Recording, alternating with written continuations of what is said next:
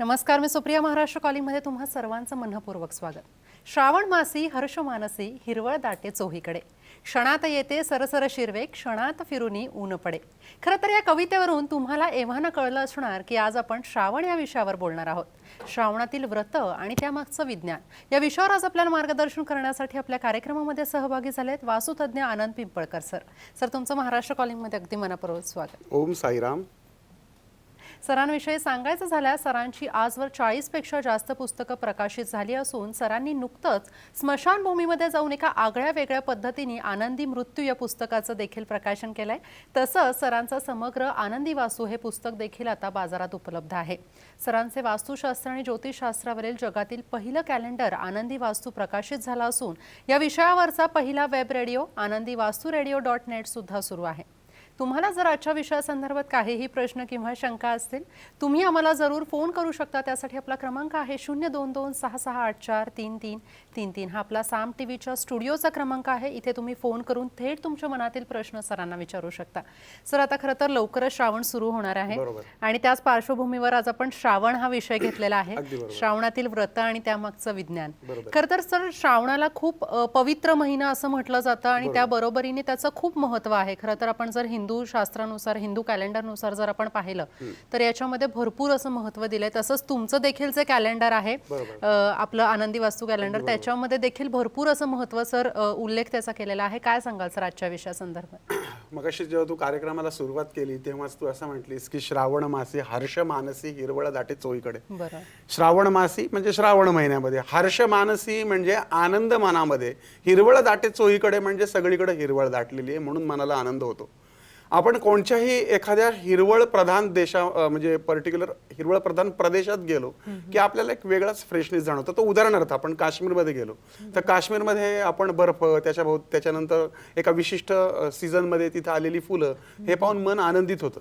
काश्मीर सारख्या ठिकाणी कायमस्वरूपी बर्फाच्छादित डोंगर असल्यामुळं तिथं एक प्रकारचा फ्रेशनेस असतो.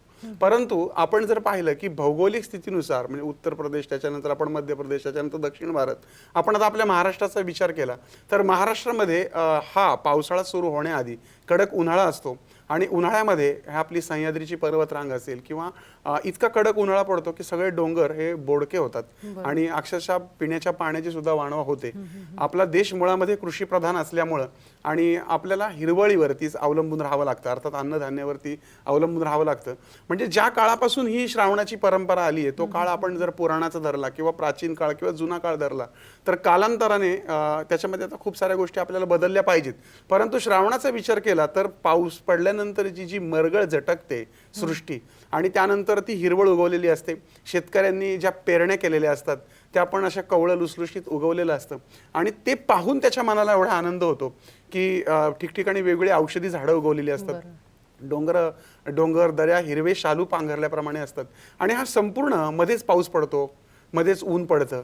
हा ऊन पावसाचा खेळ आणि त्याच्यामधने ती जी काही फुलं उमललेली असतात किंवा पानं त्याच्यातनं एक प्रकारचा वास येतो. तुम्ही जंगलामध्ये किंवा एखाद्या थोड्याशा ग्रामीण भागामध्ये तुम्ही गेलात किंवा डोंगरदऱ्यांच्या भागांमध्ये तुम्ही जर का वर्षा विहारासाठी किंवा श्रावणामध्ये गेलात तर तुमच्या लक्षात येईल की एक प्रकारचा वेगळा उन्मादक सुवास तुम्हाला त्या सृष्टीमधून येत असतो. याचा अर्थ हा जो श्रावण महिना आहे हा श्रावण महिना तुमच्या मनाला आनंद देणारा आहे आणि उल्हासित करणारा आहे. तुम्ही पहा उन्हाळ्यामध्ये जी लाही लाही होत असते अंगाची ती श्रावणामध्ये ती कमी झालेली असते, मनाला आपोआप आनंद होतो. जसं थंडीमध्ये एक वेगळं गुलाबी वातावरण असतं तसं श्रावणामध्ये गुलाबी वातावरण असतं. पावसाळ्यामुळे खूप छान पण वाटत असतं, हिरवळ सगळीकडे पसरलेली असते आणि शेतकरी पण आनंदात असतो, धनधान्य पिकणार असतं, त्यामुळे सृष्टीची दुलई पांघरलेली असते आणि म्हणून श्रावण महिन्याचं विशेष महत्त्व शास्त्रकारांना वाटतं कारण सृष्टीची नवसंरचना या कालावधीमध्ये होते. बरोबर. खरं तर सर श्रावण महिना जो आहे ना त्याला कुठेतरी महादेवाशी आपण प्रत्येक वेळेला रिलेट करतो कारण आपण महादेवाची आराधना करतो या महिन्यामध्ये आणि श्रावणी सोमवार असतात त्याच्या बरोबरीने लागोपाठ मंगळागौर देखील येत असते. मात्र हे जे श्रावणी सोमवार आणि जे महादेवाचे जे व्रत असतात त्याविषयी सर काय सांगाल? बरोबर. आता तुला गंमत सांगतो की श्रावण म्हटला की आपल्याकडे एक गोष्ट लक्षात येते की श्रावण म्हटला की आपण जातो ते शिवशंकर. आता शिवशंकराच्या बाबतीत तुम्ही जर पाहाल तर हा जो श्रावण महिना आहे हा शंकरालाच प्रिय का मानला गेलाय. म्हणजे नुसता शंकराला प्रिय अशातला काही भाग नाही, परंतु श्रावण महिना हा समस्त देवी देवतांकरता उपयुक्त मानला गेलाय, समस्त जाती आणि प्रजाती करताही उपयुक्त मानला गेलाय. म्हणूनच या काळात नागाची सुद्धा पूजा होते. हा म्हणजे खरं सांगायचं गेलं तर स्त्रियांसाठी हा खूप उपकारक महिना मानला गेलाय. त्याचं कारण असं की पूर्वीच्या काळी स्त्रिया ह्या बंधनात आणि जोखडामध्ये होत्या, त्यामुळं त्यांना माहेरी जाण्यासाठी निमित्त म्हणून तुमचं रक्षाबंधन आहे किंवा नागपंचमी आहे, तिचं सवाष्ण म्हणजे 4 त्या महिला एकत्र व्हाव्यात, त्यांनी त्यांच्या विचारांची, त्यांच्या सौभाग्याची आदान प्रदान करावी विचारांची, आणि म्हणून नागपंचमी सारखे सण आहेत. मग आपण पाहतो वट सावित्रीपासून आपण सुरुवात केलेली आहे, आता श्रावण लागणार आहे.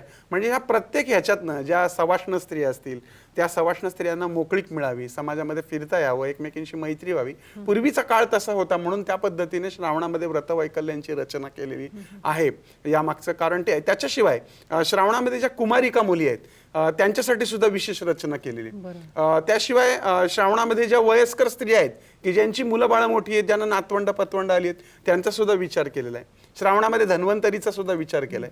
थोडक्यात जीवतीचं पूजन आपण पाहतो, शिवशंकराचं पूजन पाहतो. मग शिवशंकराच्याच पूजनाला का महत्व?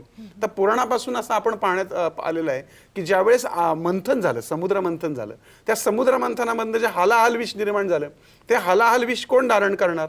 तर ते विष धारण करण्याचं काम कोणी केलं असेल तर ते भगवान शिवशंकरांनी केलं, कारण ते विष पचवण्याची ताकद त्यांच्यामध्येच होती. आता तुम्ही जर बघाल तर तो जो महिना होता तो श्रावणाचा होता, म्हणूनही याला विशेष महत्व आहे. मग स्त्रियांच्या बाबतीत व्रतवैकल्यांना का महत्व दिलंय? तर ते जो दक्षाच्या यज्ञामध्ये सती गेली होती, तर आता तिच्या पतीचा म्हणजे शिवशंकराचा अपमान झाला होता. त्यानंतर शंकर हा अनादी आहे, त्याला म्हणजे जन्म नाही, तो आहे त्या स्थितीतच आहे. त्यामुळे नंतरच्या जन्मामध्ये जेव्हा ती पार्वती बनून जन्माला आली आणि त्या पार्वतीला त्या शंकराशीच म्हणजे भोळ्या सांबाशीच विवाह करायचा होता, त्यावेळेस तिने महिनाभर कडक व्रताचरण केलं, पूर्ण महिना उपवास केला, आणि तसाच आपल्याला भोळा सांब पती मिळावा, तोच पती मिळावा म्हणून तिनं प्रार्थना केली, आणि तो महिना श्रावण होता. म्हणूनही श्रावणामध्ये शिवाचं महत्व आहे. आता नीट बघितलं तर प्रत्येक माणसामध्ये आता जर नीट पाहता, शिव म्हटला की डोळ्यासमोर शिवशंकराच्या आधी येते ते आपल्याला शिवलिंग येतं. आता शिवलिंग म्हटलं की आपल्या डोक्यामध्ये बऱ्याच नको त्या खोळा घालून ठेवलेल्या आहेत, त्याच्यामध्ये पुराणातल्या काही चरवीत चरवण विचित्र आणि काहीतरी बाष्पळ अशा गोष्टी घालून ठेवल्या आहेत. त्यामुळे शिवलिंगाबाबत आपण नेहमी गैरसमज करून घेतो, तो असा की शिवलिंग म्हणजे शंकर आणि पार्वतीचं लिंग आहे. लिंग लिंग हा विषय नाही, नीट लक्षात घ्या. लिंग म्हणजे प्रतीक, लिंग म्हणजे प्रतीक. त्यामुळे तुमच्या स्त्रीलिंग, पुल्लिंग आणि नपुसक लिंग या लिंगाशी त्याचा संबंध नाही, प्रतीक आहे. उदाहरणार्थ आपण बघितलं की डॉक्टरचं लिंग आपण बघितलं तर तिचे चौकोनी सारखं चिन्ह आपण पाहतो, किंवा प्रत्येक व्यवसायामध्ये एक विशिष्ट चिन्ह असतं, ते त्याचं लिंग मानलं गेलेलं आहे. आता तुम्ही शिवलिंगाच्या बाबतीत म्हणाल तर प्रत्येक माणसामध्ये शिव पण आहे आणि शक्ती पण आहे. मग ही एक वाक्यता नुसती हिंदू धर्मातच नाही, तर ती ख्रिश्चन धर्मात आणि इस्लाम धर्मातही आहे. म्हणजे ज्यावेळेस आदम आणि हव्वाची जी आपण स्टोरी पाहिली, अगदी म्हणजे कुराणमध्ये जरी आपण बघितलं डोकं, तर आपल्याला गोष्ट एक लक्षात येते की सृष्टीची निर्मिती झाली तेव्हा परमेश्वरांनी सगळ्यात पहिल्यांदा पुरुष निर्माण केला आणि त्याच्या फासळीपासून स्त्री निर्माण केली, आणि मग तो स्त्री पुरुष म्हणजे तो अर्धनारी नटेश्वर, आणि प्रत्येकामध्ये शिव लपलेला आहे. त्या शिवाची ही उपासना. एकदा काय झालं सुप्रिया, की भगवान शिवशंकर ह्या सगळ्या लोकांच्या समस्यांनी वैतागून गेले, कारण हा भोळा सांब पटकन प्रसन्न होणार, आणि प्रत्येक जण येतोय, कोणी म्हणते मला काम दे, कोणी म्हणते मला मूळबाळ दे, कोणी म्हणते, तो वैतागला आणि भगवान विष्णूकडे गेला आणि विष्णूंना म्हणाला, अरे काय विष्णुदेवा, हे सगळेजण माझ्याकडे येतात आणि सगळं काही ना काहीतरी मागून नेत आहेत, आता मला कंटाळा आलाय, मला एक लपण्याची जागा सांग. मी कुठेही गेलो, स्मशानात गेलो तरीही लोक येतात, कैलासावर गेलो तरी लोक येतात. तेव्हा भगवान विष्णू म्हणाले की शिवा, तुम्ही आहे ना लोकांच्या हृदयात जाऊन राहा. आणि त्या दिवसापासून भगवान शिवशंकरांनी प्रत्येकाच्या हृदयात वास केलेला आहे, आणि म्हणूनच तुम्ही शिव आहात. आणि ज्यावेळेस तुमच्यातला शिव बाहेर निघून जातो त्यावेळेस तुमचं शव होतं, म्हणून ते स्मशानात नेऊन जाळतात. म्हणजे तुम्ही जिवंत आहात तर तुम्ही शिवस्वरूप आहात, आणि तुमची अर्धांगिनी तुमच्यातनच जन्माला आलेली आहे, म्हणून ती शक्ती स्वरूपिणी आहे, आणि म्हणून तुमच्यातल्या शिवाची उपासना करणं म्हणजेच श्रावण मासामध्ये शिवशंकराची उपासना करणं. बरोबर. म्हणजे खरं तर श्रावणामध्ये शिवाला असं अनन्यसाधारण महत्व आहे. खरं तर आपल्याला याविषयी अधिक बोलायचं, मात्र आपण एक फोन घेतोय, बारामतीहून आपल्याशी सविता बोलताय. सविता, आपला काय प्रश्न आहे? हा, नमस्कार सर. नमस्कार, बोला. सर, माझा प्रश्न असा आहे की आमच्याकडे किती जरी पैसा आला तरी ती सविता, तुमचा आवाज एकदम बारीक येतोय, थोडंसं मोठ्याने बोलाल? हॅलो. हा, बोला. हा, किती जरी पैसा आला तरी घरात टिकून असं राहत नाही. काय टिकून राहत नाही? पैसा. पैसे बरं, टिकून पैसा राहत नाहीत. टिकून अच्छा. राहत नाही हा, घरामध्ये. बरं. हा. घराचं तोंड कुठल्या दिशेला आहे? घराचं तोंड पूर्वेला आहे. बरं, मग तुम्हाला श्रावणामध्ये धनवृद्धीसाठीची उपासना सांगू का ओव्हरऑल रेग्युलर साठी तुम्हाला धनवृद्धीसाठी उपासना सांगू? हा सर, म्हणजे ना आमचं ना टॉयलेट आहे ना ईशान्य कोपऱ्यात आहे. बरं बरं, म्हणजे ते चुकीच्या ठिकाणी आहे. अर्थातच ईशान्य कोपऱ्यामध्ये जर टॉयलेट असेल तर ईशतत्व बिघडलेलं आहे. पण हे नुसतं एकच कारण घरामध्ये पैसा बरकतीसाठी म्हणजे असतं असं नाही. असंख्य कारण असतात. जसं की उत्तर आणि दक्षिणेला तोंड करून जर स्वयंपाक होत असेल तर ते कारण सुद्धा त्रासदायक ठरू शकतं. खरं तर सर यांचा जो फोन आलेला होता आपण त्याचं इन डिटेल उत्तर देऊयात. मात्र इथे वेळ झाली एका छोट्याशा ब्रेकची. तुम्ही कुठे जाऊ नका, पाहत राहा महाराष्ट्र कॉलिंग.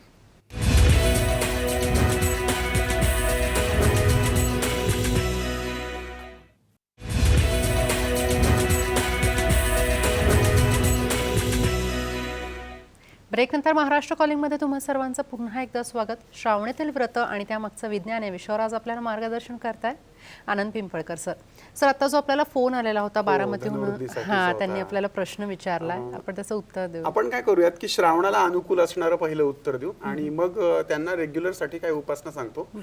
कसं आहे की ज्यावेळेस आपल्याला घरामध्ये धनवृद्धी होत नाही त्यावेळेस असंख्य कारणं असतात. त्याच्यामध्ये सगळ्यात पहिलं कारण पाहिलं जातं ते म्हणजे तुमच्या पत्रिकेत तुमची रास कोणची आहे. 7.5 जर असेल पत्रिकेमध्ये पती पत्नींपैकी कर्त्या पुरुषाला, म्हणजे कधी कधी हल्ली पत्नी पण करती असते, तर मात्र त्या घराला आर्थिक अडचण जाणवू शकते. त्या व्यतिरिक्त वास्तू जर दोष असेल तरी सुद्धा आपल्याला आर्थिक चणचण जाणू शकते. मग असं असताना आपल्याला यातनं मार्ग काढण्यासाठी प्रत्येक वेळेस वेगवेगळे उपाय दिले, परंतु कायमस्वरूपी उपाय करण्यासारखा आहे तो म्हणजे आपल्या घरातल्या पूजेमध्ये मेरू श्रीयंत्र आपण ठेवणं गरजेचं असतं. आपण पाहाल हे मेरू श्रीयंत्र एका विशिष्ट पद्धतीने आपल्या घरातल्या पूजेमध्ये ठेवावं. बरं, हे जे मेरू श्रीयंत्र आहे हे मेरू श्रीयंत्र हजारो वर्षापासून प्रचलित आहे. महालक्ष्मीच्या मंदिरात गेल्यानंतर तुम्हाला ते पाहायला मिळेल. संपूर्ण विश्वाची रचना याच्यामध्ये एकवटली आहे, अशा पद्धतीची एक संरचना याची आहे. तुम्ही इंटरनेटच्या माध्यमातून, युट्यूबच्या माध्यमातून याच्यामध्ये परदेशी मंडळींचं चाललेलं संशोधन तुम्ही पाहू शकता. म्हणजे ही कोणा एका व्यक्तीनं बनवलेला हा प्रकार नाही, तर हा पूर्वापार ऋषीमुनींनी अभ्यास करून बनवलेला हा प्रकार आहे. त्यामुळं हा श्रीयंत्र ही वस्तू किंवा हे देवत्व याच्यामध्ये बघाल तर तुम्ही असं पर्टिक्युलर कुठला देव दिसत नाही. हे एक प्रकारची विशिष्ट रचना आहे, विशिष्ट यंत्र आहे. त्याच्यामध्ये एक विशिष्ट रचना पश्चिमेला टोक करून ठेवणं गरजेचं असतं. तर ही आपल्या घरातल्या पूजेमध्ये जर आपण रेग्युलर पूजत असू एका विशिष्ट पद्धतीने, आणि त्यासाठी सुप्रिया माझं श्रीयंत्र नावाचं एक छोटंसं पुस्तक आहे, त्या पुस्तकामध्ये आपण खूप डिटेल माहिती दिली आहे. तर हे श्रीयंत्र तुम्ही कायमस्वरूपी पूजेमध्ये ठेवू शकता. श्रावण महिना हा उत्तम महिना आहे यासाठी. याशिवाय श्रावण महिन्यासाठी तुम्ही घरातल्या पूजेमध्ये पारद शिवलिंगही ठेवू शकता. आता ही जी गोष्टी आहेत ह्या कोणी व्यक्तिशः बनवलेल्या नाहीत, ह्या पूर्वापार प्राचीन ऋषीमुनींकडनं आलेल्या आहेत. त्यामुळे पारा आणि रुद्र यांचा एकदम जवळचा संबंध आहे. त्यामुळे ह्या पारद शिवलिंगाला रेग्युलर अभिषेक करायची गरज पडत नाही. तुम्ही कोरड्या वस्तू ह्याला वाहू शकता. याची रोज पूजा करून ओम दारिद्र्य दहनाय नमः शिवाय नमः या मंत्राचा जप जर आपण रेग्युलर केला तर आपल्याला धनवृद्धीमध्ये मदत होईल. ज्या लोकांचे विवाह होत नाही त्यांच्यासाठी सुद्धा याचा विशेष उपयोग होतो. आता आपण पुढच्या एखाद्या सेगमेंटमध्ये तो विषय बघूयात. पण ओम दारिद्र्य दुःख दहनाय नमः शिवाय नमः या मंत्राचा जप आपण ह्या शिवलिंगावर केला तर त्याचा उपयोग होईल. याशिवाय श्रावणातल्या कुठल्याही सोमवारी आपण चक्क्याचं विलेपन एखाद्या मंदिरामध्ये जाऊन करू शकता.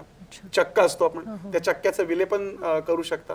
याशिवाय रेग्युलर संपूर्ण महिनाभर उपवास करून, जर महिनाभर शक्य नसेल तर महिन्यातले जे काही सोमवार श्रावणी सोमवार येतील त्या श्रावणी सोमवारी उपवास करून जो मी मगाशी तुम्हाला मंत्र सांगितला ओम दारिद्र्य दुःख दहनाय नमः शिवाय ओम ह्या मंत्राचा जप आपण रेग्युलर केला तर तुम्हाला त्याचा चांगला फायदा होईल. याशिवाय चांदीच्या डबीमध्ये मध आणि त्याच्यामध्ये एक विलायची भरून डबी झाकण बंद करून तुम्ही घरातल्या पूजेत ठेवू शकता. दसरा दिवाळीसाठी तुम्ही घरातल्या पूजेमध्ये श्रीयंत्राबरोबर एखादा कुबेर ठेवू शकता आणि त्या दिवशी ठेवलेला तो एक लक्षात घ्या, कुबेर हा कधीही लक्ष्मीबरोबर कायमस्वरूपी ठेवायचा नाही. यासाठी माझं एक यक्ष देवता कुबेर नावाचं पुस्तक आहे. कारण कुबेर ही यक्ष देवता आहे, त्यामुळे लक्ष्मी बरोबरचं त्याचं स्थान हे फक्त लक्ष्मी कुबेर पूजनाच्या दिवशीच असतं. एरवी लक्ष्मीच्या शेजारी कुबेराला बसण्याची परवानगी नाही, कारण तो यक्ष आहे आणि तो विचित्र आहे. तुम्ही यक्षाचं माझं कुबेराचं पुस्तक वाचलं तर तुमच्या त्याच्यामध्ये मी खूप डिटेल दिलेलं आहे. परंतु लक्ष्मीपूजनाच्या दिवशी लक्ष्मीच्या उजव्या हाताला बसून त्याची पूजा करून मग त्याला पैशाच्या कपाटामध्ये गळ्यापर्यंत कापड लेपन करून तुम्ही त्याला उत्तरेकडे तोंड करून ठेवू शकता. हाही धनवृद्धीसाठी सर्वोत्तम मार्ग आहे. आणि माझं लवकरच उपायांवरती एक पुस्तक येते, किमान 2,500-3,000 हजार उपाय त्याच्यामध्ये असतील, ज्याच्यामध्ये धनवृद्धी हा एक सेपरेट भाग ठेवलेला आहे. अर्थात एक लक्षात घ्या, धनवृद्धी ही तुमच्या कर्मावर पण डिपेंड आहे. म्हणजे तुम्ही नुसतेच उपाय कराल आणि घरामध्ये डोक्यावर पांघरून घेऊन झोपाल तर त्याचा काही उपयोग होणार नाही. कारण तुम्हाला काम करावं लागेल. फक्त त्याला सपोर्टिव्ह म्हणून या गोष्टी असतात.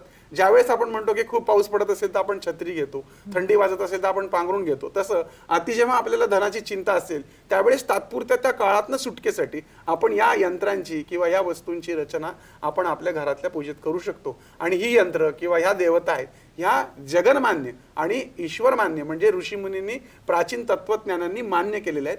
व्यक्तिशः कोणीही बनवलेले नाहीत. त्यामुळे त्याला अनन्यसाधारण महत्व आहे. बरोबर सर, जसं आपण खरं तर आता पहिल्यापासून बोलत आलो की शिवाला खूप महत्व आहे श्रावणामध्ये, तसंच 12 राशींनुसार जर शिवाला अभिषेक घालायचा झाला या श्रावण महिन्यात तर सर कसं घालू शकतो? त्याची काही विशिष्ट पद्धत आहे? बरोबर आहे. आपण आपल्या घरामध्ये जर शिवलिंग असेल तर त्याच्यावरती सुद्धा 12 राशींनुसार आपण वेगळे त्याच्यावरती अभिषेक करू शकता किंवा एखाद्या शिवमंदिरामध्ये जाऊन सुद्धा आपण शिवाला अभिषेक करू शकता. अगदीच शक्य नसेल तुम्हाला तुमच्या राशीनुसार किंवा आता मी जर तुम्हाला जे सांगतो ते कळलं नाही तर तुम्ही सरळ आपलं साधं निरसं दूध असतं ते किंवा दूध पाणी किंवा नुसत्या पाण्याने अभिषेक केला तरी चालणार आहे. परंतु प्रत्येक राशीला विशेषत्वाने सांगितलंय. आपण मेष रास पाहूयात. मेष राशींच्या मंडळींनी मध, नीट लक्षात घ्या, मेष राशींच्या मंडळींनी मध, गुळ, उसाचा रस आणि लाल रंगाचं फुल व्हायचं. आता मेष रास म्हटली की त्याचा स्वामी मंगळ आला. मंगळ हा उष्ण प्रकृती आला, तो लाल रंगाशी संबंधित आला. म्हणून शास्त्रकारांनी सांगितलंय की मध बघा तुम्ही किंवा गुळ उष्ण आहे, उसाचा रस, मग ह्या गोष्टी सांगितल्यात. आणि म्हणून लाल फुल अशा पद्धतीने मेष राशीच्या मंडळींनी अभिषेक करावा. वृषभेंच्या मंडळींनी कच्चं दूध, पांढरं फुल आणि दही यांना अभिषेक करावा. पंचामृताने अभिषेक केला तरी चालण्यासारखं. मिथुन राशींच्या मंडळींनी हिरवा रंगाची जी म्हणजे पानं फुलं असतील त्याचा एक रस काढून किंवा बिल्वपत्राचा रस काढून त्याचा सुद्धा अभिषेक करावा किंवा बिल्वपत्र विलेपन करावं. म्हणजे इतकं विलेपन करावं प्रत्येक ओम नमः शिवाय, ओम नमः शिवाय, ओम नमः शिवाय म्हणून प्रत्येक बिल्वपत्राने शिवलिंगाची जी शाळुंका आहे म्हणजे जो वरचा तो गोल भाग आहे तो पूर्णपणे झाकून टाकावा. मिथुन राशींच्या मंडळींना खूप छान अनुभव येईल.